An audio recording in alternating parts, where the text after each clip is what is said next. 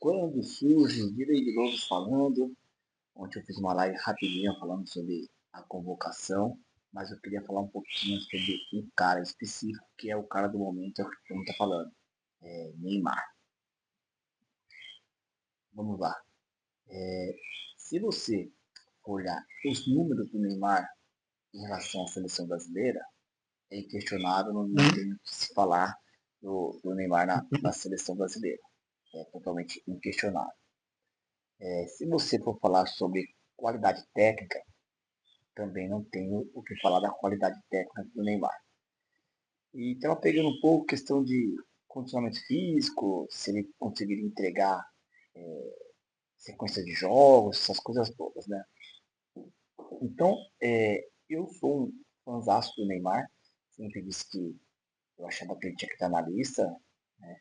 Como acho que acertou, ele está na lista, está na convocação.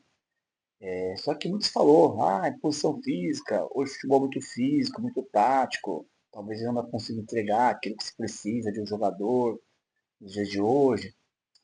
Só que aí eu vi muitos analistas da bola, cara que nunca chutou uma bola, falando, não que isso tenha que ser critério, né? Mas questionando muito a questão do Neymar, foi uma coisa que ficou um pouco chata, porque virou pro lado pessoal, virou pro lado político, e tem que separar as coisas, gente. Futebol é uma coisa, política é outra. E vamos separar as coisas aqui certinho. Quanto a essa questão, aí a gente acompanha redes sociais, acompanha muito Instagram, essas coisas, aí você vai olhar. Aí você viu o Cafu falando que é a favor do Neymar. Aí você vai olhar o que os jogadores estão falando, aí você vê o Rafinha falando, pô, Neymar tem que ir. Aí você vê o Vinícius Júnior falando, pô, Neymar tem que ir. Aí você vê o Casemiro falando, pô, Neymar tem que ir. Aí você fala, pô, mas aí também, né, cara, são jogadores que jogou com ele, é parça dele, lógico que vai falar que ele tem que ir. Aí você pega jogadores que pararam recentemente. Ronaldinho Gaúcho, o Neymar tem que ir. Zé Roberto, não, o Neymar tem que ir, não dá pra abrir mão. Aí Felipe Melo, Kaká, não, o Neymar tem que ir, não pode abrir mão do Neymar. Aí você pega o Denilson, não, o Neymar tem que ir, não dá pra abrir mão do Neymar. Pô, mas o cara pode jogar bola faz pouco tempo, então, né, ele ainda talvez jogou com o Neymar, algum deles, não, é tudo meio que é, amigo do Neymar. Aí você vai, pega jogadores como o Cafu, pô, Neymar tem que ir. Aí você pega o Jorginho, lateral direito do Petra, indiscutível, jogadoraço. Jogou no Bayern de Munique, Flamengo, alto nível. Baita, quem não viu o Jorginho, baita jogador. E aí ele fala, Neymar tem que ir. Então a gente tem que parar e pensar um pouquinho. E aí nós temos hoje na seleção um técnico, Carlos Ancelotti.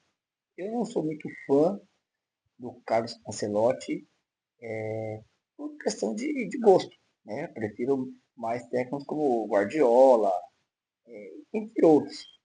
Né? E aí você vê o Ancelotti, meu, multicampeão, para muitos aí, top 3 técnico do mundo, leva o Neymar.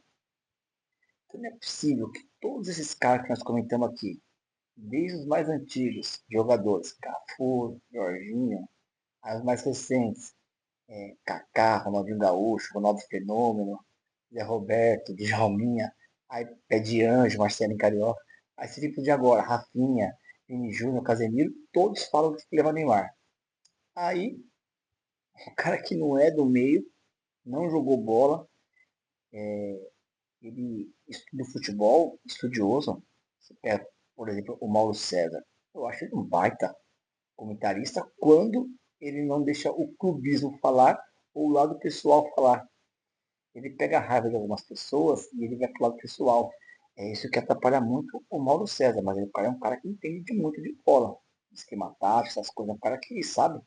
Mas aí o cara cai no clubismo, cai no pessoal, e o cara acaba se perdendo. Então, o que nós devemos mais botar fé nesse cara, esses tantos outros que nós falamos. É certeza de uma boa Copa do Brasil? Não, não é certeza. Né? Ah, agora o Hexa vem? Eu acho que não. Para ser sincero, eu acho que o Brasil chega numas quartas de finais se chegar longe. Tá? Para ser sincero, isso analisando futebol friamente. Eu acho que o time do Brasil é para chegar numas quartas. Né? Jogadores ruins? Não, acho que do meio para frente o Brasil não é ruim do meio para frente. Né? Temos dois zagueiros estão na final da Champions League. Gabriel Magalhães de um lado, Marquinhos do outro. Pô, inquestionável. Porém, eu acho que o Brasil não tem um conjunto. Eu acho que nós estamos ali dependendo do Casemiro, que já está ali numa final de carreira. E eu acho que ele seria muito útil se tivesse alguém muito top do lado dele. Talvez o Danilo, ex-Botafogo, que o Danilo vai sair do Botafogo. Talvez o Danilo, que está no Botafogo hoje, seja o cara que vai dar essa sustentação para o Casemiro jogar de primeiro volante e ele mais como um meia de ligação. Pode ser que dê muito certo. As laterais, Wesley e Douglas Santos, que devem ser dos titulares. Se o Ancelotti optar por dois laterais, não quatro zagueiros, como há essa possibilidade, acho que é o que tem. Mas, no geral, eu acho que o Brasil hoje ele seria aí a sétima força no futebol mundial, oitava força. Por não ter o conjunto, não por qualidades individuais. Eu acho que qualidades individuais no Brasil ela é boa, não é excelente. Acho que está muito abaixo aí de qualidade individual, de atacante principalmente em relação à França, em relação à própria Espanha, à Inglaterra. Eu acho que nós estamos um pouquinho abaixo aí do Brasil. Mas é futebol. Né? Futebol, existem situações no futebol que muda todo um jogo. Né? Umas quartas de final, Brasil pegando aí, talvez, quem sabe, uma Inglaterra, Harry Kane machuca, o goleiro se lesiona e já fez as 5 substituições. Então, assim, muita coisa pode acontecer. Um cara é expulso por uma entrada imprudente, mas não violenta, mas imprudente. Então, essas coisas podem acontecer no futebol. Então, por isso que o Brasil tem chance? Tem chance. É favorito? Não. Está entre os 6 favoritos? Na minha opinião, não. Não está entre os 6 favoritos. E na Copa do Mundo, é muito difícil uma zebra ganhar. Pode acontecer? Eu não lembro de uma zebra não ter ganhado. Em 2018, a Croácia era um azarão e chegou ali na final contra a França, mas não aguentou a França. Né? Mas era um azarão com Rakitic, Modric, Mandzukic, você é louco. Um time, a melhor safra da época da Croácia. E em 2018 também a Bélgica chegou numa semifinal com a melhor geração da Bélgica, mas também não conseguiu bater campeão. Então, se você for pegar, vamos falar de 94 para cá, o Brasil chegou meio que desacreditado em 94, mas tinha Bebeto, Romário, Mazinho, Mauro Silva, Dunga, era um timaço de bola, o próprio Zinho, Branco, Jorginho, Aldair e Márcio Santos, ambos jogavam na Europa. Assim, era o Romário, o melhor jogador do mundo naquele ano. Então, assim, não fez erro. 98, a França, que estava surgindo ali, Zidane, já com Trezeguet, Djokaeff, Deschamps, Thuram, Thuram não, Vieira. Então, assim, também não foi zebra. 2002, a gente sabe que não foi zebra, mesmo o Brasil chegando desacreditado, nós já tínhamos ali, rival tinha sido eleito melhor do mundo em 99 2000, foi um pouco questionado para a Copa, mas era o rival. O Ronaldo Fenômeno já tinha sido 2 vezes melhor do mundo, veio ser a terceira vez, em 2002. O Ronaldinho Gaúcho já estava explodindo no Paris Saint-Germain, e o Barcelona já estava de olho no Ronaldinho Gaúcho, mas demorou acho que um ou 2 anos que ele entrou no Barcelona, nós tínhamos Cafu e Roberto Carlos. Realidades já na Europa.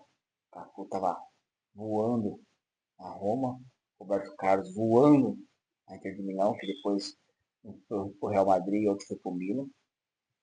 Então, assim, Gilberto Silva estava num dos melhores Arsenal de todos os tempos, então também não foi zebra. Em 2006, talvez que foi o que fugiu um pouquinho da curva, foi a Itália ser campeã, mas também não era zebra.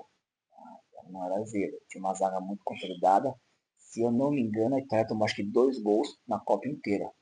Então, assim, sendo que um foi contra e o outro foi de pênalti.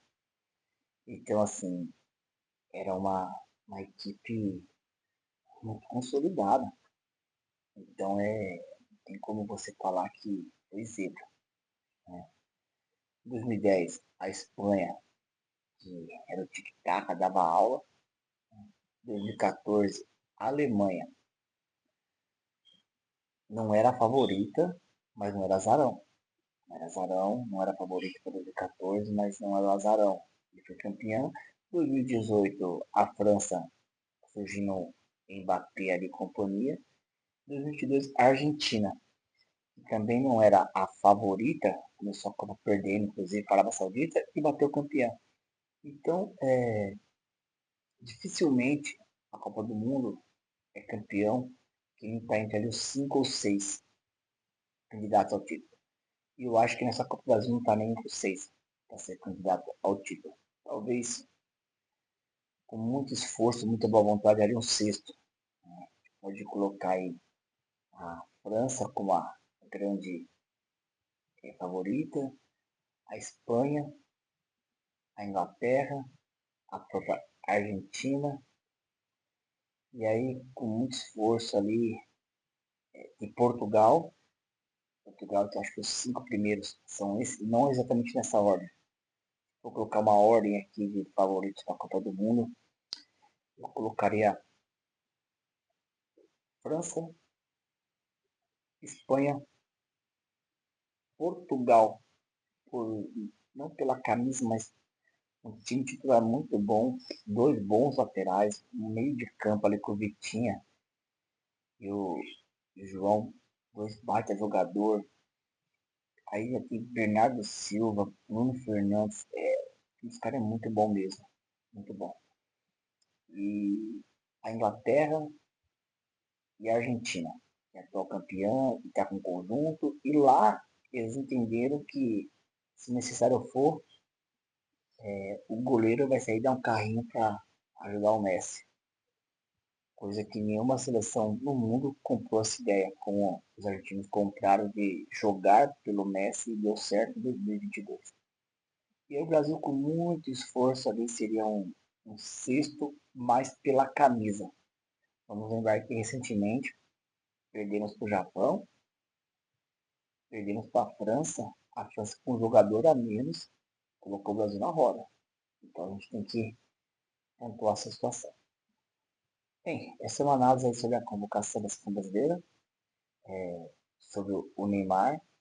O vídeo ficou um pouco longo aí, mas se você gostou do vídeo aí, deixa um like aí. Valeu? Abraço, tamo junto.